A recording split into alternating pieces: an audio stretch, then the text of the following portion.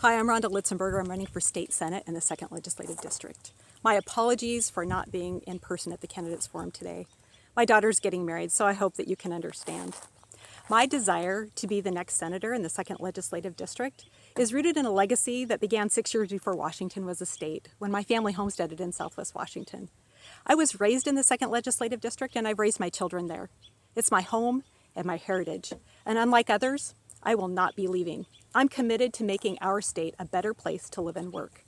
I want our grandchildren to live in a Washington where families can afford to purchase a home, where they feel safe in their communities, and where they have a top-notch education that's focused on all the things that will help them to thrive in their future. The conversations around our dinner table are similar to the ones that you're having. We're worried about homelessness and juvenile crime, retail theft, all of which have reached epidemic proportions. Cost of living has skyrocketed. And I wonder if the next generation will have the same opportunities that we've had. The need for a senator to be proactive, to show up, stand up, and speak up for the communities in the 2nd has never been greater.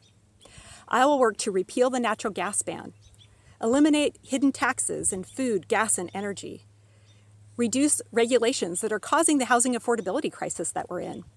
As the owner of a small construction and development company, not only do I understand the responsibility of providing an employee paycheck, I understand a little bit about housing costs. 35 years ago, our first building permit cost $700. From permit to completion, took about 90 days. Today, same house, takes about a year to get the permit. The permit costs $29,000, and it takes about a year and a half to complete construction, all because of government regulation and bureaucracy. This is not how we solve a housing affordability crisis. We need to support police officers and prosecutors. There needs to be accountability for juvenile crimes. And we have to address the drug decriminalization that's caused the fentanyl crisis that we're in today. We need to empower families to help loved ones get the help that they need when they're past the point of being able to make healthy decisions for themselves. It's been said that a politician is worried about the next election, while a statesman is worried about the next generation. I'm not a career politician. I'm a relentless advocate for children and families. In my 16 years as a school board director, I've spent countless hours advocating for students and parents across the state. I've sat downstream of a lot of bad legislation, and it's time for me to be on the other side of the dais sharing your stories on how you've been impacted by the decisions that the legislature's made.